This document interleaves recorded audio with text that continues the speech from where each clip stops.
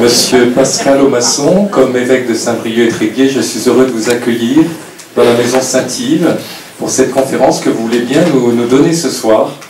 Vous avez courageusement, comme tous les auditeurs, bravé les embruns pour venir vous mettre à l'abri de cette maison que Monseigneur Serrand a fondée d'une certaine manière la même année que l'acte de naissance des Seisbreurs en 1923. C'est là en cette année que Monseigneur Serrand prit la décision de construire ce séminaire Saint-Yves, devenu la maison Saint-Yves. Alors depuis 18 mois, bientôt près de 18 mois, je fais moi-même la visite de temps en temps avec d'autres qui sont ici de cette belle maison, notamment de sa magnifique chapelle. Alors je sais qu'il n'y a pas d'appartenance immédiate de ce sanctuaire à l'école des Seisbreurs, mais tout de même beaucoup de relations et de fonds communs. Donc je vais moi-même être très attentif pour mieux connaître les frères des Seisbreurs et vous écouter avec attention. Merci beaucoup, nous sommes très honorés de votre visite. Je vais laisser Maud Amoury vous présenter plus complètement. Merci à vous, Maud aussi, notre responsable de la médiathèque, pour votre animation de ces cycles de conférences de la Maison Saint-Yves.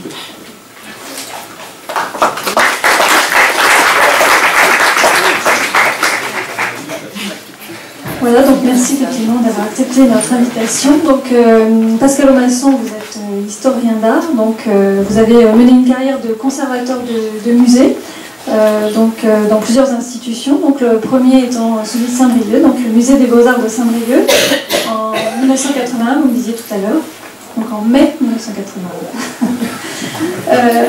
Donc ensuite le musée de Bretagne à Rennes, le port musée à Douarnenez et ensuite donc, le musée des Beaux-Arts de Brest, où vous avez terminé votre carrière. Donc vous avez également contribué à de nombreux ouvrages sur l'art et le patrimoine, donc parmi lesquels Art Seisbreur, qui est paru en 2000, oui c'est ça. Et vous avez publié donc en 2018, donc l'année dernière, un ouvrage sur les Seisbreurs, donc aux éditions Locus Solus, donc que vous avez ici. Voilà, donc ouvrage également disponible à la médiathèque, de même que l'autre sur les Seisbreurs. Voilà, donc vous allez nous faire découvrir cette fratrie d'artistes qui est donc là inspiration bretonne et esprit moderne. Voilà, donc je vous laisse la parole. Merci, et merci de votre invitation. Merci de vous être rendu libre d'avoir traversé les climats qui m'ont atteint moi-même, ce qui fait que vous allez me voir avec un mouchoir dans la main et parfois je serai obligé sans doute de m'arrêter pour procéder à une hygiène minimale. J'en suis bien désolé. Donc là, le mouvement des Seisbreurs a déjà fait l'objet de publications et de recherches qui sont assez récentes, à vrai dire. Ce n'est pas un mouvement étudié par les historiens d'art depuis longtemps. Quelques étapes. D'abord le travail de Daniel Lequedic, un universitaire et architecte à Brest, qui a bien avant 2000, la date de l'exposition du musée de Bretagne à Rennes, publié beaucoup de sources sur ce mouvement. Il y a cette exposition itinérante à partir du musée de Rennes en 2000 qui s'appelait Art Seisbreur en breton, les 7 frères en français. Et puis, depuis, quelques publications qui étaient la plupart du temps dans la littérature grise, dans les publications assez confidentielles. Et l'éditeur de Châteauneuf, Locus Solus, souhaitait, il y a un an maintenant, que je puisse me mettre au travail pour faire une synthèse des informations nouvelles sur ce mouvement d'artistes, de décorateurs de l'entre-deux. Ce que j'ai fait, non pas en étant uniquement conduit à reproduire ce qui avait déjà été écrit, mais en bénéficiant de sources nouvelles. Disons qu'elles sont au nombre de 3. D'abord le fonds de la première épouse du fondateur du mouvement, Suzanne Candré-Creston, qui est déposé dans un fonds public et qui n'était pas connu jusqu'alors, et qui offre des tas de perspectives nouvelles sur l'esprit moderne des artistes décorateurs de ce mouvement. Ensuite, les musées, ce sont le musée de Saint-Brieuc, avec les conservateurs successifs, a été un des premiers, avec le musée de Rennes et le musée de Quimper, à procéder à des acquisitions qui font date pour la connaissance de ce mouvement. Et les commissaires-priseurs, de leur côté, ont procédé depuis les années 2000 à beaucoup de dispersions de meubles, de faïences, d'ouvrages un petit typographique sur le mouvement, ce qui fait qu'en définitive, même si l'écart entre le premier livre de 1000 et aujourd'hui est assez étroit, eh bien les informations, elles, sont toutes nouvelles, pour la plupart. Je vais donc m'attacher à vous montrer ce qu'on apprend de plus depuis cette période-là, en partant de la base de ce que l'on savait déjà.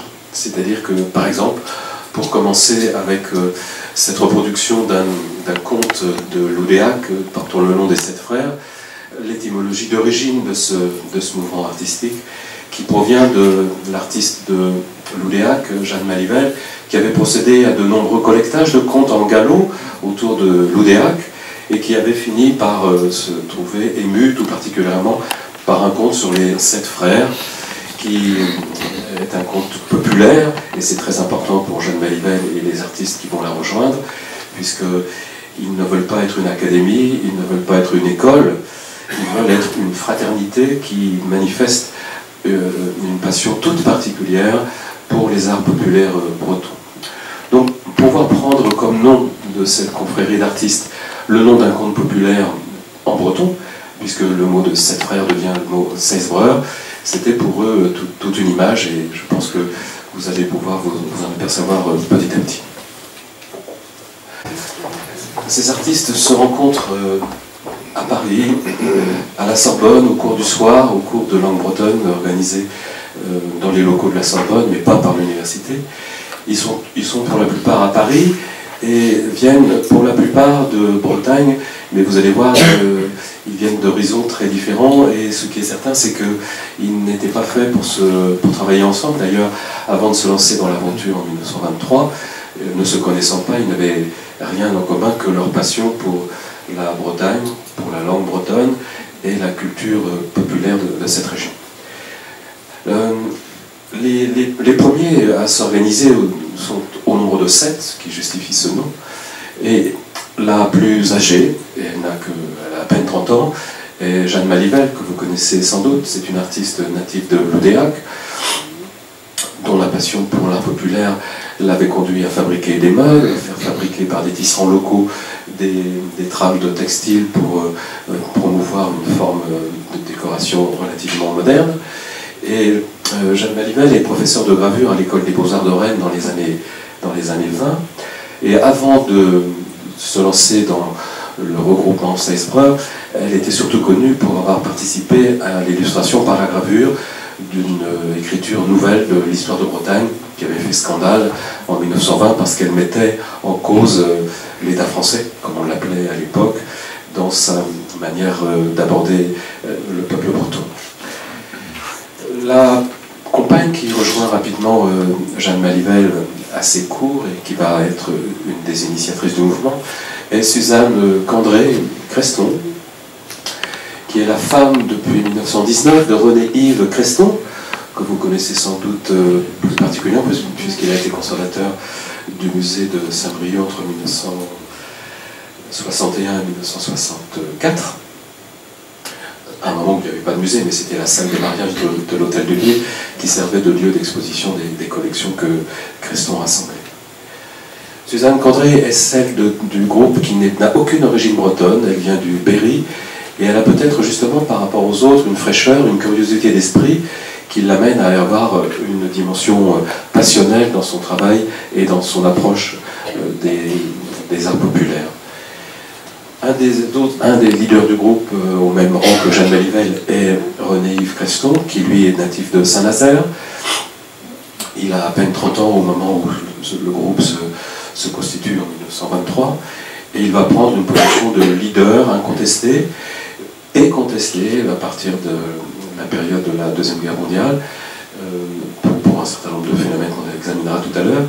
Et il est le président du mouvement. Il est d'abord l'animateur de la fratrie initiale, puis, quand cette fratrie se constitue en association, il en est le président jusqu'en 1947, où il est remplacé par un artiste que vous connaissez bien ici, en particulier, Xavier Langlais, qui est le président de l'association des 16 breurs de 1944 à 1947. Georges Robin, lui, est natif de Nantes. C'est un graveur très connu, très pieux, qui est très jeune et qui va se faire connaître par des éléments de faïence et de sculpture religieuse. Un architecte, André Batilla de Saint-Nazaire, un menuisier en meubles de Redon, Gaston Sévillo, constitue l'escadrille initiale, si je puis dire. Elle va peu à peu s'étendre. Le mouvement se constitue en 1923, et en 1929, un menuisier en meubles connu à Tréguier, Joseph Savina, rejoint le groupe au moment où il ouvre lui-même d'ailleurs à Tréguier son atelier d'art celtique, qui va devenir un haut lieu de la production de meubles à ornementation bretonne, et qui sera, comme vous le savez peut-être également, le sculpteur de Le Corbusier. René-Yves Cresson, ici à Vannes, dans les années de la Deuxième Guerre mondiale, et sa seconde femme, Germaine Jouan, qui deviendra en 1944 Germaine Creston, et qui va être également conservateur du musée de Saint-Brieuc entre 1965 et 1981, et qui est documentaliste à l'origine et qui rencontre son mari, René-Yves Creston, lors de l'exposition internationale de 1937, un grand rendez-vous pour ce mouvement. La voici entourée par René-Yves Creston et Pierre Perron, l'illustrateur brestois, plein d'humour, très connu, et qui va prendre une part active avec Germaine Jouan et René-Yves Creston à la fameuse exposition internationale de 1937. Le groupe a besoin rapidement de trouver une identité qui lui permet de se faire connaître, et d'ailleurs les 16 Breurs vont avoir, dans leur formule d'origine comme une formule plus large après, un art certain de la manière de s'exposer, de façon à se faire connaître. Dès qu'une exposition le permet, ils se mobilisent pour fabriquer des objets d'arts appliqués qui vont présenter autour de ce qui leur est cher un programme d'arts appliqués, on dirait art décoratif aujourd'hui, destiné à rénover la tradition bretonne, autrement dit à produire des objets d'art décoratif bretons et modernes à la fois. L'ambition quotidienne qui est sous-tendue à cela est d'améliorer le quotidien des populations bretonnes, dont ils savent que même si elle a une origine rurale et profondément rurale, elle a besoin d'être aujourd'hui modernisée dans des appartements ou dans des villas qui n'ont plus les mêmes surfaces ni le même confort qu'autrefois. Il s'applique donc à se faire connaître par un logo, cette marque qui est ici, et qui est déjà un beau symbole de la manière de moderniser par la schématisation et la géométrisation l'hermine traditionnelle de la Bretagne, qui est ici entourée par un octogone et qui porte les initiales du mouvement 16 Breurs sur le flanc gauche et sur le flanc droit de l'hermine schématisée. Et puis ce mouvement va rapidement prendre une autre ampleur, puisqu'il va être constitué d'une quarantaine d'artistes et de littérateurs juste avant la Deuxième Guerre mondiale. Voici par exemple une photo prise un peu avant la guerre à Douarnenez sur la terrasse de la famille de l'écrivain bretonnant Johan Drezen, où l'on voit René-Yves Creston, 16 Breurs, Suzanne Candré, 16 Breurs, excusez-moi, je vais retrouver son nom, Pierre Perron, 16 Breurs, Johan Drezen, 16 Breurs, Raymond Duy, pardon, écrivain et journaliste, 16 Breurs, Johan Drezen, 16 Breurs, et littérateur. Vous pouvez voir que le mouvement qui à l'origine est constitué surtout d'architectes et d'artisans ou d'artistes fabriquant des objets d'art décoratif s'est étendu au domaine de la littérature. C'était une des ambitions de Creston de faire en sorte que le mouvement puisse grandir régulièrement pour faire autorité dans les discussions avec les autorités pour promouvoir les arts décoratifs. Donc les 16 Breurs se passionnent très vite pour des productions d'art décoratif, pour les expositions qui s'offrent à eux. La plus prestigieuse et la plus immédiate est en 1925 à Paris, la fameuse exposition des arts décoratifs industriels et modernes, où tous les artistes de France veulent pouvoir présenter ce qu'ils font de plus moderne et de plus adapté au temps présent. Et les 16 Breurs s'installent dans un petit espace de tout juste 70 mètres carrés qui leur est concédé par le grand peintre Jean-Julien Le Mordant, qui ne les apprécie absolument pas et qui voit en eux une concurrence en quelque sorte dans la manière d'incarner la culture bretonne moderne. Mais les rapports de force et l'énergie de Jeanne Malivelle et de Creston font qu'ils concèdent malgré tout 70 mètres carrés où les 16 Breurs expose ce que vous avez sous les yeux et qui est une production inédite de 1925 avec un mobilier typique des alignements traditionnels ruraux de Bretagne, mais modernisé avec 2 gaines d'horloge, 2 bonnes tiers autour d'une grande armoire à 2 portes, un décor qui n'a plus rien à voir avec le décor des bahuts Henri II qu'ils exècrent, mais qui est ici constitué par des lignes géométriques passées au noir, dans un esprit très moderne, comme je vous le montrerai tout à l'heure également. Ils exposent des faïences réalisées par Henriot, en particulier les faïences à décor noir et bleu de Suzanne Candré-Creston. Et puis ils ont également la possibilité d'éditer des tentures murales dont la plupart des motifs ont été étudiés par Jeanne Malibel et Suzanne Candré. C'est un grand succès, ils reçoivent beaucoup de médailles, ils en tirent une grande fierté, ils en tirent une notoriété qui va faire date en Bretagne et à Paris.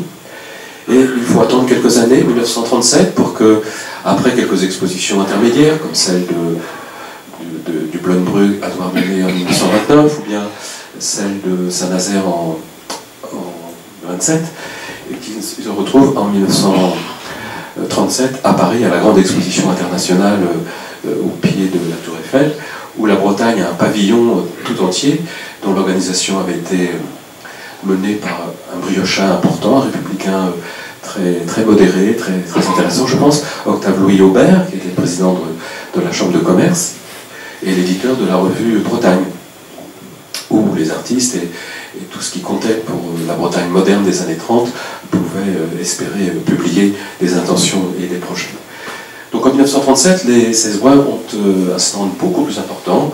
Cette fois, ils s'épanouissent largement et leur notoriété est devenue quelque chose de très stabilisé. Regardez si vous vous souvenez du mobilier réalisé en 1925 par les Cesbrois sur les dessins de Jeanne Malibel, de René-Yves Creston et une réalisation du menuisier de Redon, Gaston Sébillot. La forme de la ligne brisée schématique se retrouve à peu près à la même époque à Berlin, dans une des seules constructions réalisées par les étudiants et les professeurs de l'école du Bauhaus, la maison du docteur Sommerfeld, où toute l'ornementation intérieure est faite également de lignes brisées présentant la même organisation, ce qui est une occasion de souligner l'intérêt des Cesbrois, pourtant très enracinés dans le territoire régional, pour les arts européens, puisqu'ils connaissent cette forme d'ornementation. On la retrouve, vous voyez, dans toutes les esquisses de meubles qu'ils peuvent produire après 1925 pour se faire connaître et commercialiser au total une dizaine de meubles, avec des formes qui sont typiques de l'art déco, les pans coupés, les pieds à bord coupés, et puis cette ornementation qui n'a plus rien à voir avec les motifs bretons, ainsi qu'une légèreté de la base, qui est quelque chose qui est plus adapté à des mobiliers d'appartements et de résidences de villas que de maisons rurales. Ils savent tous que l'objectif à cette époque-là est de produire pour le confort moderne. Et ils en sont conscients. Évidemment, un groupe artistique, quand il se constitue, a besoin d'un forum, a besoin de théoriser un point de vue. Je le schématisais tout à l'heure en vous disant qu'ils veulent être modernes et bretons à la fois, qu'ils s'intéressent aux arts de l'Europe tout entier et qu'ils sont décidés à embellir le quotidien de leurs contemporains. Et pour pouvoir se faire connaître, en parallèle aux expositions et à leur production, eh bien, ils éditent une revue, comme la revue Cornoc, qui naît un peu avant les années 30 et qui va jusqu'en 1932. Vous voyez, ça représente peu de numéros au total, à raison de 2 numéros par an, être en quelque sorte le lieu de la théorisation des arts appliqués conçus par les Cesbrois. La couverture de cette revue, Cornoc, Occident, en français, en dit long sur leurs intentions. D'abord, vous y voyez un lettrage et une typographie tout à fait originale, avec des lettres inventées de toutes pièces par René Creston, dans un esprit moderne. Et puis il y a également l'effigie qui leur est très chère, qu'on va retrouver dans beaucoup d'objets que je vais vous montrer maintenant, les éléments constitutifs de la boussole et de la rosace, avec la lettre K, Occident, qui est tout un symbole pour eux. C'est leur possibilité d'aller de l'avant, de prendre la mer, de prendre la direction d'arts appliqués modernes. La revue Cornoc est rapidement éteinte par manque de moyens et de coopération des artistes. Elle est remplacée par Keltia. Donc vous voyez la couverture qui, à partir de 1935, va recueillir également leurs principes. Et vous voyez qu'on retrouve ici la même audace dans la composition de la page de couverture, avec le motif du soleil celtique, constitué par la schématisation des rayons du soleil, une façon d'indiquer de façon métaphorique leur intention de rayonner comme le soleil, l'introduction d'un motif très connu, modernisé, quoique très, très modestement ici, et puis des typographies qui sont absolument inédites, qui n'auront d'ailleurs aucune suite. Ce sont des inventions liées uniquement à la couverture de la revue Keltia. Quant à la mise en page, vous voyez qu'elle est très dense, pas de vide, elle est très concentrée, avec des aplats de couleurs réduits à 2 couleurs, le noir et le vert, ce qui est aussi une certaine audace à l'époque. Alors, les principes décoratifs qu'il développe sont assez bien exprimés par Jeanne Mélivel, qui pourtant va être l'artiste qui va disparaître le plus tôt, puisqu'elle décède à 31 ans, en 1926, et elle s'était mariée avec un inspecteur des finances en 1925, ce qui lui interdisait, pour des raisons de déontologie professionnelle de son mari, fonctionnaire d'État, d'en faire autant qu'elle ne le souhaitait vis-à-vis de la défense de la culture bretonne. Elle se met donc en retrait du mouvement Cesbroer dès 1925. Elle affronte Creston, les colères très vives, avec des courriers qui en portent trace et qui sont édifiants de la radicalité de leur opposition. Mais Jeanne Mélivel est peut-être celle qui, avec Creston, les deux Creston, va formuler des éléments esthétiques que je vous propose de regarder maintenant comme étant une sorte de bréviaire de leur style nouveau. Voici une chaise dessinée par Jeanne Mélivel un peu avant la constitution du groupe, qu'elle va reproduire après, avec des formes très liées aux arts déco, la simplification des pieds, le dossier triangulaire, légèrement incliné d'ailleurs. Et ce que je voudrais vous montrer plus particulièrement, c'est l'ornementation qui figure ici, et également sur l'assise, qui est quelque chose qui peut paraître ou neuf, ou la modernisation d'une formule ancienne. Eh bien, Jeanne Mélivel elle-même, dans ce schéma, explique précisément que ce qui figure à droite et que vous venez de voir sur votre chaise, c'est la modernisation de la spirale traditionnelle des arts populaires bretons, mais schématisée, stylisée et en définitive modernisée de cette manière.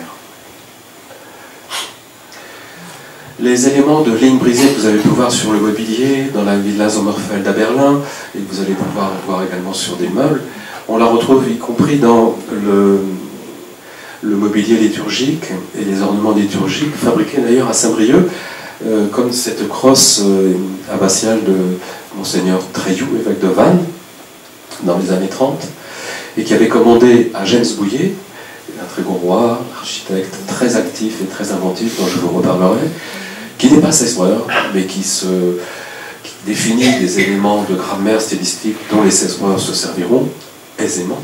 Eh bien, James Bouillet a dessiné ce qui est devenu la crosse épiscopale de Monseigneur Treilloux, où vous voyez triompher les nouvelles lignes brisées surlignées de noir dans des formes géométriques qui font le contour de cette orfèvrerie, qui est en plus intéressante pour nous ici à Saint-Brieuc, puisqu'elle est sortie des ateliers de Désury, qui avait son atelier à Saint-Brieuc en 1930. Mais l'audace des Cesbroers va bien au-delà de la manière de réinterpréter des motifs des arts populaires bretons comme le triskel ou la spirale celtique. Les dessins dont je vous parlais, ceux qui n'étaient pas connus jusqu'alors et qui se trouvent dans le fond de Suzanne Condré, la première femme de Creston, nous montrent ce qu'était pour eux, comme le montre la date. La date qui est en pied du document ici, ou ici, avec les initiales de Suzanne Creston, voilà ce qu'en 1923, il considère pouvoir être le décor celtique par excellence. Plus aucune référence à l'ornementation populaire, plus aucune référence à l'art celtique fait de volutes, de triskel, de linéaments ou de lanières, mais des éléments totalement géométriques, condensés, très modernes d'esprit, avec une colorisation qui se limite à 2 ou à 3. Cette volonté de faire quelque chose qui soit délibérément moderne en 1923 et qui serait le décor celtique par excellence, a trouvé une incarnation dans la faïence.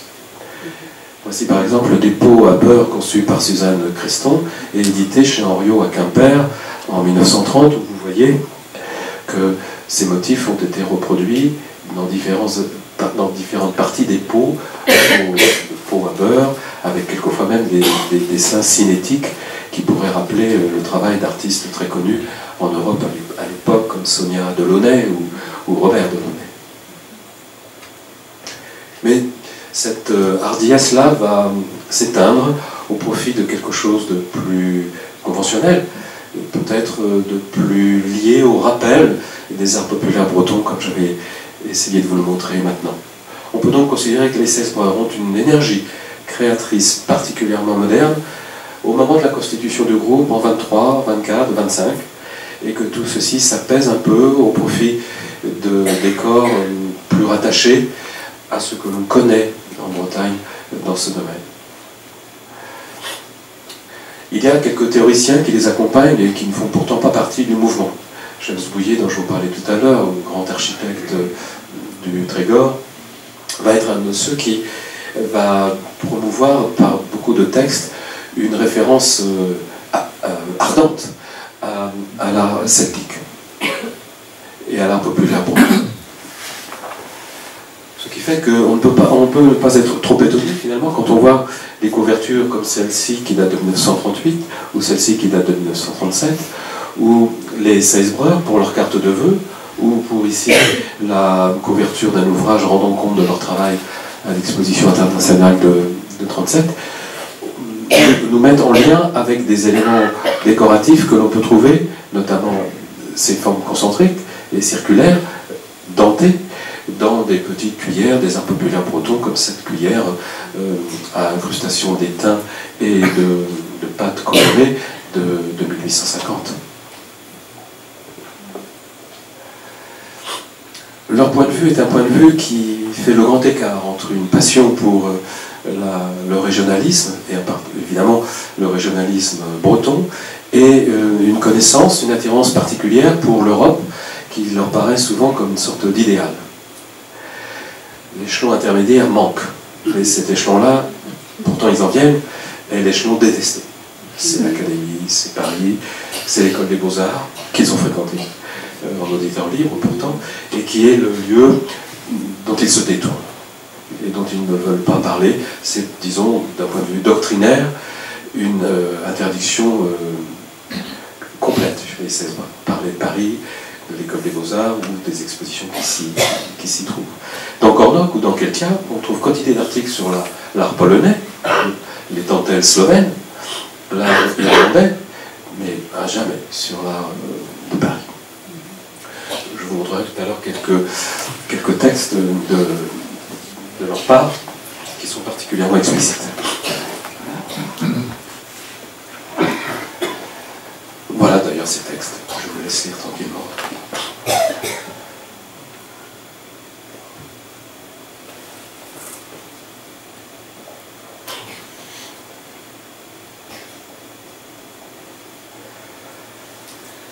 On a donc affaire à un groupe d'artistes qui est idéologue, et qui développe un point de vue artistique, mais un point de vue d'idéologie politique qui fait d'ailleurs, qui ne surprend personne à l'époque, puisque un certain nombre de ces artistes font partie du mouvement breton et font partie même d'une mouvance politique qui s'est réjouie, par exemple, en 1932, de l'attentat à la mairie de Rennes qui a pulvérisé la statue de Jean Boucher représentant le rattachement de la Bretagne à la France. Mais leurs ambitions vont aussi, comme je vous le disais, au-delà.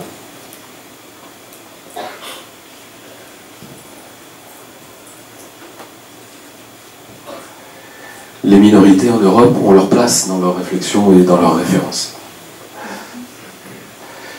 Prenons l'exemple du mobilier pour examiner comment ils traduisent leurs intentions dans la fabrication des meubles. Ce qui est le propre de Gaston Cédillo de Redon et de Joseph Sabina à Fréguier sous des dessins de René-Yves Creston ou de Jeanne Marie. Ce qui est certain, c'est que leur motivation à moderniser le mobilier part de la détestation du mobilier Henri II et des petits sujets bretons. Ils l'écrivent très nettement dans Cornoc. Et pour tout vous dire, mais vous le savez bien, c'est ce type de mobilier dont ils veulent s'affranchir totalement. Tout comme ce type de décor. Donc, dès 1930, Creston dessine pour Sabina un buffet qui a quelques réminiscences avec le mobilier traditionnel breton, en particulier les portes coulissantes, ici et là, qui peuvent être interprétées comme un rappel des portes coulissantes des lits clos. La massivité du buffet est quelque chose qui fait également référence à la solidité des meubles des arts populaires bretons. Pour le reste, tout est moderne. Les lignes de dents que l'on appelle les crevés, la décoration qui est ici constituée par une schématisation de la crosse de fougère, bigoudaine, mais totalement stylisée, avec un rappel du meuble traditionnel par les clous, qui ne sont pas des clous de menuisier, mais qui sont ici des clous de tapissier, parce que c'était une occasion d'obtenir des clous bon marché et avec la certitude de pouvoir en être approvisionné. Dessin de Creston, réalisation Joseph Sabina, 1935. Un bureau également, vous voyez qu'on n'hésite pas à introduire des éléments de décoration néo-celtique dans un bureau très moderne de forme, où vous retrouvez ces clous qui sont des références au meuble traditionnel de Bretagne, et puis la schématisation de la crosse de fougère ou des palais. Le tout peint de noir de façon à bien faire ressortir les lignes qui constituent le décor, qui se limitent à quelques lignes et à quelques indentations que l'on appelle des crevés, quand les trois plans d'un triangle convergent vers un point dans la profondeur du bois. Un autre meuble, probablement conçu par Creston et réalisé par Joseph Sabina, c'est un meuble qui est intéressant à deux titres. Le premier, c'est que il a été réalisé pour Yann Soyer, le fameux instituteur, le célèbre instituteur courageux de Tréguier, qui, comme vous le savez sans doute, avait fondé la revue Arfals, qui voulait promouvoir l'enseignement de la langue bretonne dans les écoles publiques en Bretagne.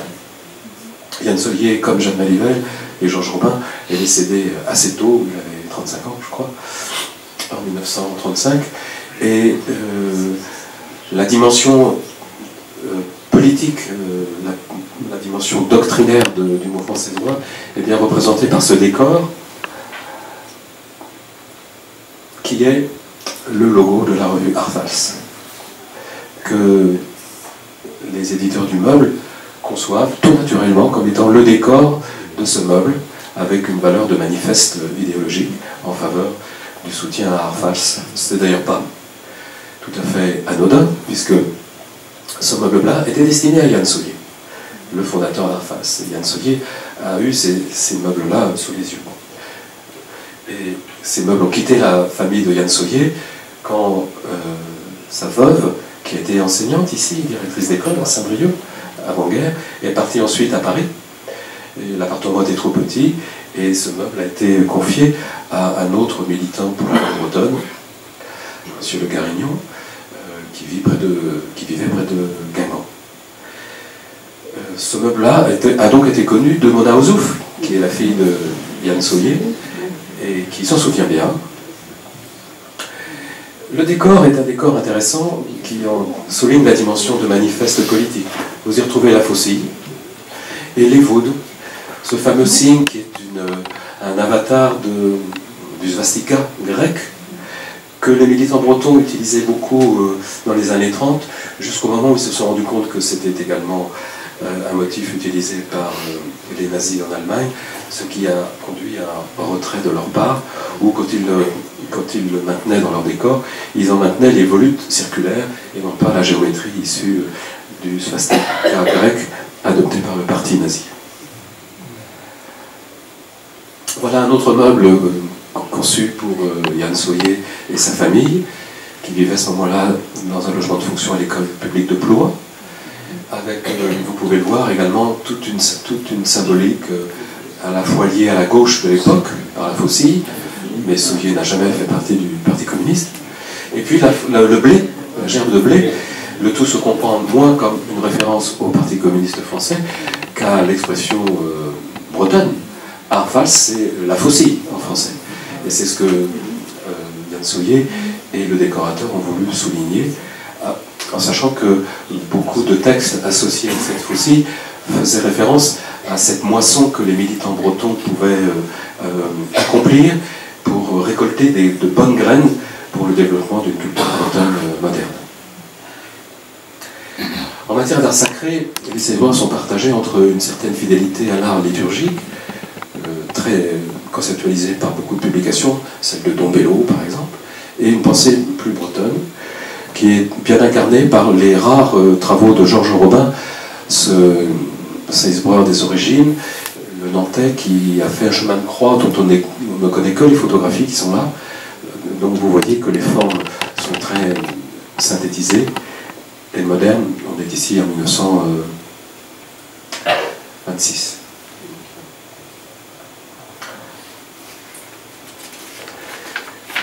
En matière d'ornementation religieuse, une association, enfin une sorte de succursale des Césoirs appelée Androllen, la spirale en français, est créée en 1930 pour promouvoir des travaux d'église, tout particulièrement, et dans tous les domaines, comme vous pouvez le voir dans leur manifeste initial.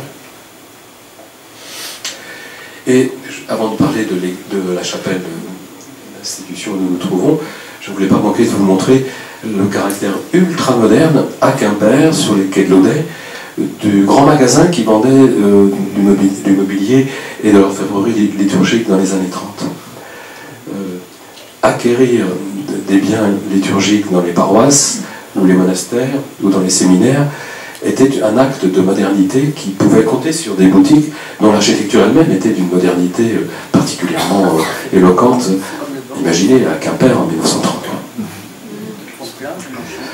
Alors la chapelle du grand séminaire ici, on va regarder ensemble un petit moment, a ceci de particulier, comme vous le disiez tout à l'heure, Seigneur l'évêque, qu'elle n'est pas signée d'aucun des Césoirs, ni d'un architecte, ni d'un décorateur. Peu importe. Autour du mouvement Césoir, il y a un ensemble de décorateurs, d'architectes, de fabricants de meubles, qui puisent dans un fond commun de décor, qui est celui que l'on va retrouver de façon absolument lumineuse dans ce sanctuaire, conçu par l'architecte guingampais Georges Lefort, inauguré tout juste avant 1930, avec des éléments très caractéristiques d'une volonté d'introduire du régionalisme épanoui dans un sanctuaire et dans une ornementation liturgique très pédagogique. Alors, ce qui est surprenant, c'est que c'est une église qui n'a pas peur de rappeler qu'elle est en béton. Ce qui est une prouesse à l'époque, enfin, qui est une connaissance des ingénieurs relativement éprouvée, mais les églises en béton ne sont pas si nombreuses que ça à l'époque en Bretagne. Celle-ci est en béton, et il se trouve que l'architecte a admis que l'on puisse avoir des balustrades qui sont des rappels du mobilier urbain ou du mobilier domestique, avec ces petites balustrades en béton peint. Pour le reste, comme vous le savez, puisque vous connaissez sans doute ce sanctuaire bien mieux que moi, il renoue avec la grande époque des églises gothiques qui étaient éclairées et peintes, comme vous pouvez vous en rendre compte dans la cathédrale de Quimper, dont la restauration a introduit une remise en état de la polychromie du XIVe siècle. Et cette manière de décorer le sanctuaire du sol au plafond, ici au Grand Séminaire, est à mon avis un rappel de cette volonté d'apporter de la couleur à côté de la lumière du bon Dieu, qui apparaît par les grandes baies vitrées, qui sont d'autant plus grandes qu'elles bénéficient d'une structure en béton qui n'a pas besoin de contrefort extérieur et qui permet d'ouvrir grandement les murs. Comme le montre ce dessin de Lefort lui-même, l'architecte, les baies sont l'élément central de la constitution des élévations. Dans ce document aquarellé des archives départementales des Côtes-d'Armor, où l'on voit que toute l'élévation de ce sanctuaire est l'objet d'une application de couleurs ou de décor. On voit l'ambiance générale très lumineuse que cela procure, avec un sentiment de couleur chaude qui est le résultat du choix des couleurs, très audacieux. Vous verrez avec l'institution Saint-Joseph de Lannion, tout à l'heure, la comparaison est assez flagrante. Et c'est également une manière de réagir à une technique qui consiste à appliquer la couleur et le motif directement sur l'enduit en train de sécher. Ce qui voulait dire que les artisans rassemblés pour ce décor devaient être des artisans expérimentés, puisque aucun repentir n'était vraiment possible. Il faut dire que tous ces décors étaient conçus à l'avance par Lefort, mais je me demande qui dans son atelier pouvait aller jusqu'à concevoir de tels décors. Peut-être lui-même, peut-être un architecte de son agence, peut-être un décorateur qu'on ne connaît pas ou qu'on ne connaît pas encore. Le fait est qu'il y a là tout un programme ornemental qui est particulier. Avant de rentrer à nouveau dans le sanctuaire du Grand Séminaire, voici une image de l'église de James Bouillet, à Lannion, à l'institution Saint-Joseph de Lannion, avec une formule architecturale qui n'existe pas ici, avec les grandes ellipses en béton qui permettent une élévation particulièrement audacieuse et symbolique. Et puis Notre-Dame de Guédic, dans la vallée de Guédic à Saint-Brieuc, où l'on retrouve également les possibilités que le béton offre de disposer d'arcs paraboliques qui permettent à la toiture de monter très très haut dans un esprit symbolique, bien entendu. Et puis des découpes, des arcs des bas-côtés qui sont d'une modernité architecturale intégrée. Il faut dire que pour les décorations, les sanctuaires, les prêtres et les architectes disposaient d'une belle littérature, puisqu'il y avait une quantité de publications, dont celle de Don Bello, très connu dans les années 30 pour sa manière de promouvoir des sanctuaires modernes.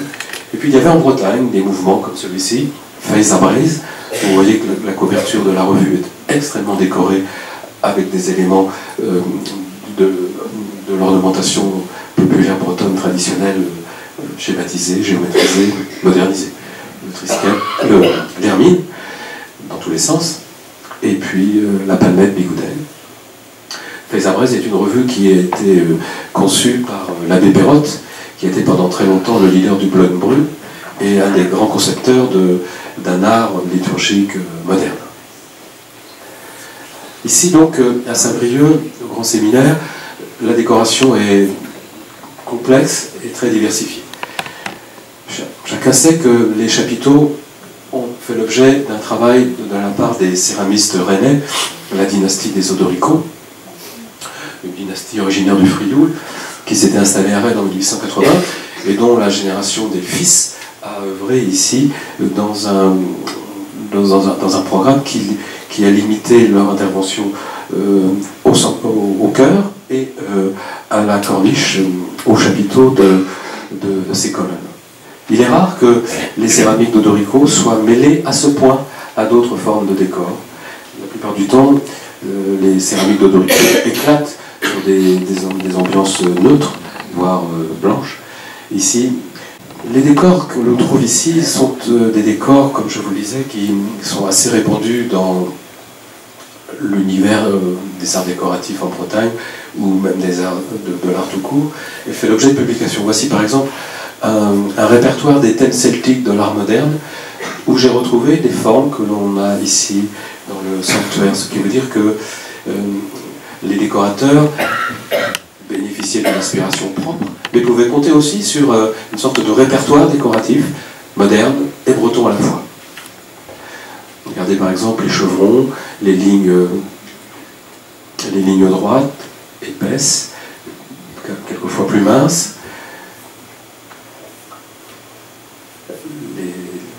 Les organisations qui sont ici, que l'on peut retrouver dans certains éléments du sanctuaire du Grand Séminaire.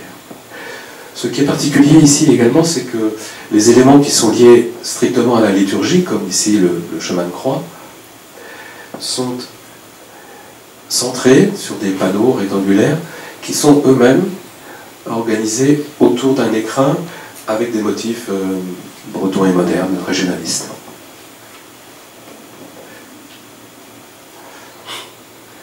Le dallage de l'église, qui n'était pas prévu comme cela dans les documents qui figurent aux archives, mais qui devait être plus complexe, donne une allure très précise de ce que l'on voulait, ce que James Bouillet ou Georges Lefort, son ami, ont voulu faire en prenant appui sur l'ornementation celtique, l'ornementation des enluminures, ce que James Bouillet traduisait très nettement dans les publications qu'il diffusait sur ce sujet-là, avec à l'appui des linéaments comparables à ceux que l'on retrouve sur le pavement de l'église du Grand Séminaire ici. Les caissons du plafond sont particulièrement modernes, ils sont rarement comme ça dans les sanctuaires. On a plutôt affaire à des décors qui pourraient être ceux de maisons neuves, de manoirs ou de châteaux, mais on a construit des guerres dans les années 30. Il reste que ce sont des caissons qui rassemblent des motifs celtiques, modernisés. Et je voulais vous montrer comment on peut imaginer que des architectes ou des décorateurs puissent à la fois regarder dans les répertoires dont je vous montrais la couverture tout à l'heure, le répertoire des motifs celtiques, les Woods, et sa traduction ici dans un des caissons du sanctuaire de Saint-Yves. En sachant que les voûtes peuvent présenter des bordures tournées à droite ou à gauche indistinctement, ça ne change pas le sens. Vous pouvez remarquer également dans le sanctuaire toute une série de chevrons, de lignes triangulaires que l'on retrouve dans les ressauts, dans les redans des voûtes qui donnent sur les murs du sanctuaire. Ça, c'est un motif extrêmement fréquent chez les artistes décorateurs de l'entre-deux-guerres en Bretagne. On les retrouve ici, les piliers, où se retrouvent des motifs géométriques issus du répertoire de Guillaume, dont je vous parlais tout à l'heure. Dans des gravures comme celle de Georges Robin qui présente Saint-Guénolé en 1928, on retrouve également tous ces chevrons comme éléments de frise. Dans une faïence de Suzanne Cresson chez Henriot en 1928, des chevrons que l'on retrouve ici, le soleil celtique avec ses chevrons. Et puis il y a ce que l'on voyait tout à l'heure à Berlin, la Villa Sommerfeld de 1921. Il y a également dans les enduits peints de la chapelle Saint-Yves, à côté des chevrons, une forme particulière qui est un triangle constitué par un effet de trompe-l'œil de 3 pans qui vont à l'intérieur, qui donnent le sentiment de pouvoir pénétrer dans l'épaisseur de l'enduit, comme on peut avoir le sentiment de pénétrer à l'intérieur du bois où l'on retrouve ces triangles creusés dans l'épaisseur du bois que les menuisiers appellent des crevets, que l'on retrouve ici dans ce motif que nous avons déjà vu de meubles de Savigny, et que l'on retrouve également dans les projets de Patène de James Bouillet en 1928 pour Monseigneur Rioux, recteur du Morbihan, où vous voyez que l'on a également ici la modernisation d'un monument et ces fameuses lignes brisées qui constituent une forme géométrique très singulière et qui signe le mouvement des arts déco de l'entre-deux-guerres. Le trône qui figure dans le sanctuaire ici est attribué à Jacques Philippe, qui est un menuisier de Rennes. Et il présente lui aussi pratiquement un condensé de tout ce répertoire, avec en plus des éléments propres à la désignation hiérarchique de l'évêque. Et les décors qui sont ici, au pied, sont un rappel de tout ce qu'on aime faire en matière de mobilier en Bretagne à la même époque. Vous trouvez sur les tabourets du sanctuaire ces mêmes motifs qui agrémentent uniquement le pied. Voici par exemple un meuble de Gaston Sébillot, c'est sa salle à manger. La table de sa salle à manger à Redon en 1935. Le pied est orné uniquement sous cette forme de petite cartouche à l'extrémité du pied, comme le sont ici les décors à l'extrémité des piétements de ces tabourets. On a déjà vu ces éléments. Je voulais insister également, pour finir sur le sanctuaire, sur les lettrages et la typographie si particulière qui ornent les stations du chemin de croix.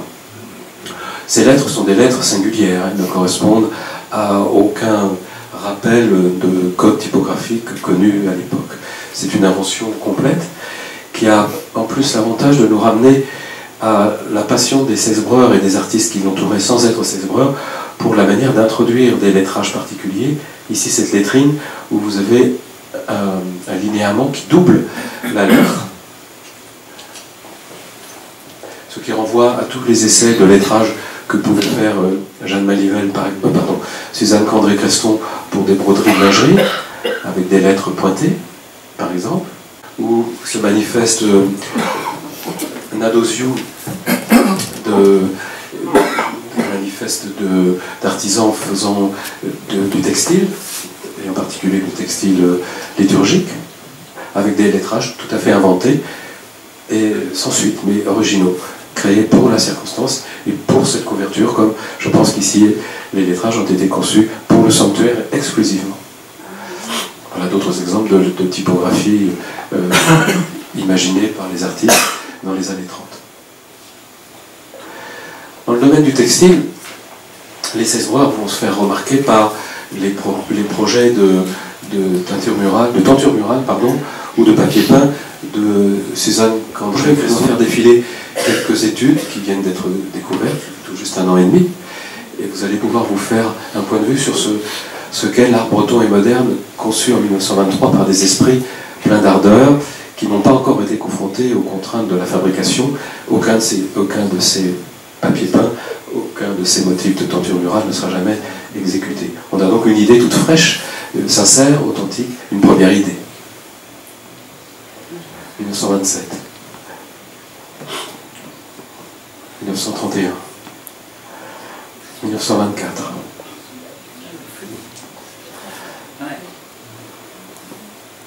1929. On s'est permis dans le livre de mettre côte à côte ce type de dessin avec le travail de Sonia Delaunay. La relation est flagrante. Voilà par exemple. À droite, un textile de Sonia Delaunay, de 1925. 1931. 1931. Un tapis de Mallet Stevens, le grand architecte américain, à droite. Et puis, les seizebreurs ont une obsession, c'est de promouvoir des modes bretonnes portées par les jeunes femmes des années 30 qui pourraient aimer avoir des rappels dans leurs vêtements des manières de s'habiller de leur mère ou de leur grand-mère. La situation n'est pas très simple. Beaucoup de gens vivent en ville et les seizebreurs eux-mêmes ont une clientèle qui est plutôt urbaine. Malgré tout, ils cherchent à promouvoir en particulier le vêtement par excellence breton féminin dans les années 30, la cape, issue du style de la cape de Douarnenez. Et puis ils cherchent à promouvoir, comme vous pouvez le voir avec cette maquette d'une page destinée à une publication régulière dans les journaux comme Ouest Éclair.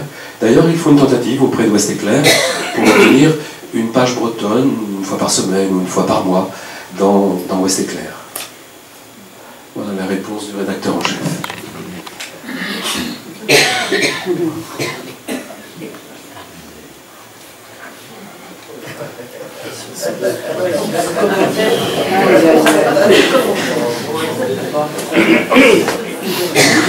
Il n'y aura donc pas de page bretonne sur les modes bretonnes dans Ouest Éclair. Les seizebreurs se concentrent donc sur des broderies, des festons comme ceux qui sont imaginés par Suzanne Candré, dans l'adosio pour des textiles et des broderies également, avec un souci social qui est de maintenir les jeunes femmes au pays, dans en faisant des brodeuses, en faisant des femmes qui tissent, comme à Le Cronan, dans l'atelier Saint-Ronan de Marc Lebert. Je passe sur ceci. La céramique fait l'objet de leurs soins, mais tout comme le mobilier, leur intérêt passe par une détestation qui est la détestation du petit breton sur fond d'assiette dans le répertoire traditionnel de Quimper. C'est ça. Elle rejette. Et c'est ça qu'il ne veut surtout pas réitérer. Quand c'est figuratif, comme le montre ce fond d'assiette de Creston, on a une schématisation qui est moderne. On est en 1930. C'est Creston également. Et ils sont également animés par cet enseignement de Jacques Montaut, qui était le professeur du design de meubles à l'école des Beaux-Arts de Rennes. Une belle forme sans décor vaut mieux qu'un décor sans forme, qui va devenir une sorte de leitmotiv pour un certain nombre d'entre eux. Pour Jeanne Malivet, par exemple, avec cette assiette qui a été rééditée l'année dernière, ou pour Suzanne Candré-Creston, avec ses peaux et cette polychromie noire et bleue de 1925.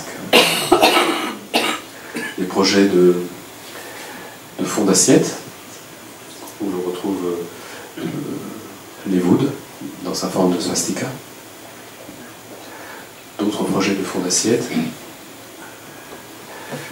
ou des pots de cuisine, avec, vous voyez, un profil qui est très art déco, on trouve partout dans les cuisines en France à ce moment-là, avec cette singularité, c'est qu'il y a une ligne et un graphisme très original qui concentre le lettrage en breton sur un côté, en français sur l'autre. Un certain nombre de pièces de forme chez Henriot de cette nature, Michon-Vernès, un Seisbreur, ou une des rares assiettes de Georges Robin, ce jeune artiste de Nantes, un des premiers Seisbreurs qui décède en 1929, avec un motif qui fait bien penser à Matisse.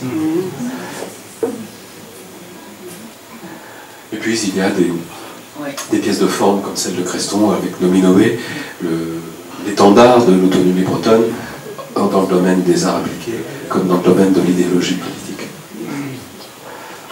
Et pour finir, quelques éléments sur l'art du trait qui hésite entre la possibilité d'être créatif et l'invention de lettres nouvelles, comme c'est le cas pour Brézatao, la revue autonomiste qui était assez répandue dans les milieux Seisbreur dans les années 20 et 30, donnait à un artiste la possibilité de faire une couverture nouvelle chaque année. Ce qui était donc un terrain d'expérimentation intéressant pour les artistes. Là, on est en 1930.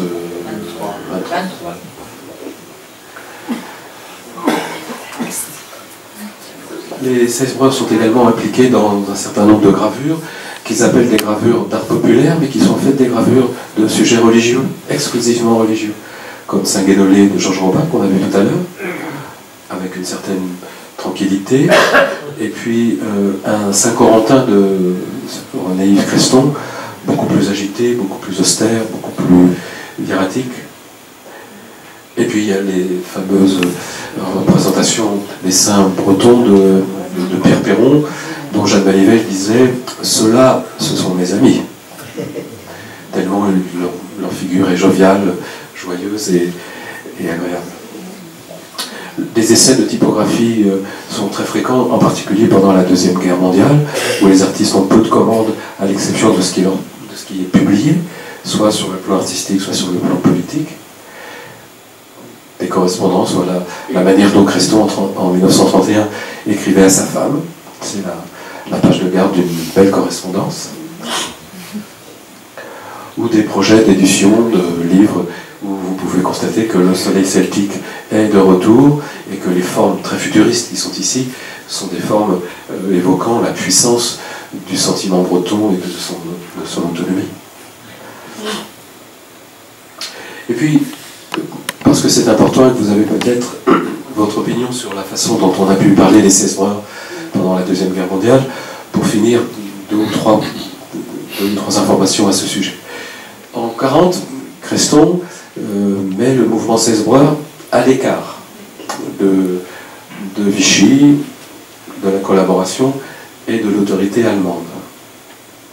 C'est ce qu'il indique dans un manifeste qu'il adresse à tous les sénateurs. Et puis il se trouve que peu à peu, certains s'engagent aux côtés de l'Allemagne, mais ils sont 2 ou 3. D'autres sont faits prisonniers, d'autres résistent, comme Creston, comme Sébillo, d'autres sont internés, comme Sabina. Le mouvement 16 heures en tant que tel n'a pas pris position particulièrement dans un sens ou dans un autre. Il est resté à l'écart et ses membres se sont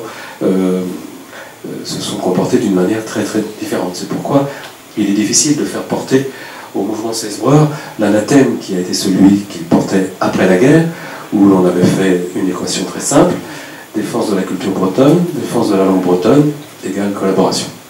Avec les 16 heures, c'est bien plus nuancé, et c'est pourtant ce qui a coûté si cher aux 16 heures, dont on n'a plus jamais entendu parler pendant près de 40 ans après la libération. Pendant la guerre, les 16 heures donc mettent leur talent de typographe au service des publications comme celle-ci, auprès du préfet de région pour promouvoir un programme de culture bretonne.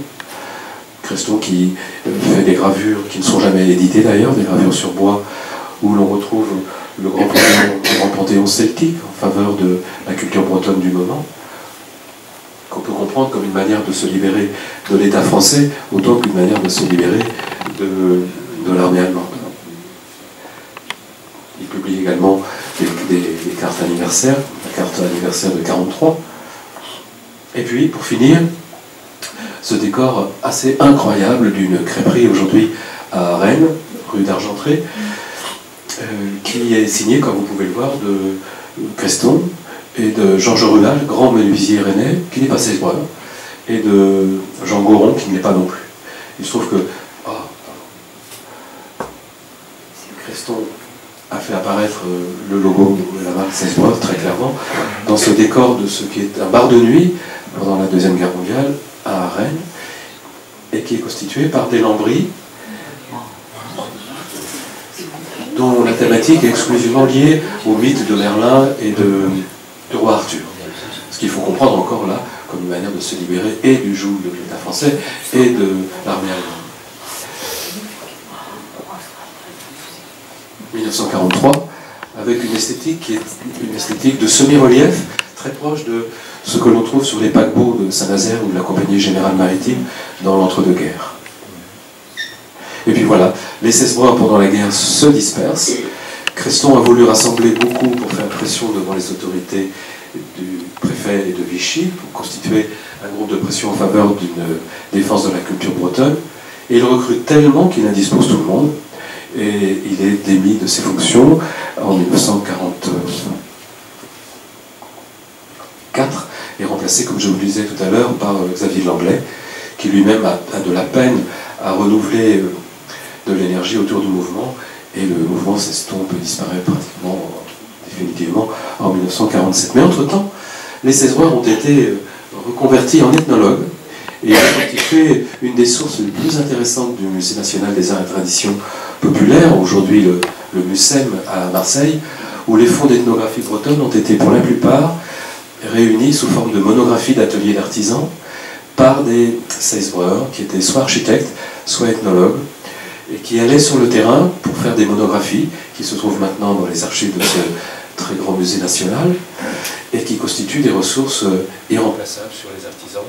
Donc les 16 heures vont se reconvertir en ethnologues de terrain, Creston en premier lieu, Jacques Motto, René Salmon de la Goldlinet également, pour constituer en définitive des monographies d'artisans qui sont des documents de toute première main.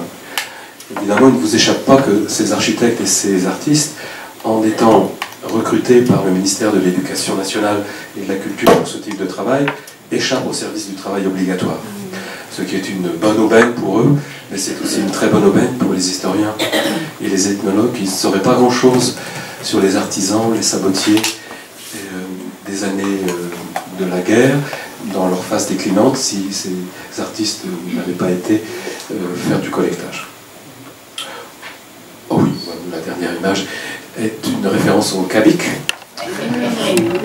qui est une invention, que vous savez, est un vêtement de travail des goémoniers du pays pagan au XIXe siècle, et dont la réintroduction date de 1937, à la main de Marc Lebert, un tisserand de Quimper, qui se renseigne à Kerlouan pour savoir ce que l'on porte et qui remet à la mode le cabic. Alors, la fabrique de Marc Lebert sera très rapidement doublée, et ô combien, par la fabrique Le Minor, qui va en fabriquer des milliers, avec une centaine d'employés pendant près de 30 ans, des cabics de Le Minor de Pont-l'Abbé, qui sont une marque déposée à l'INPI d'ailleurs.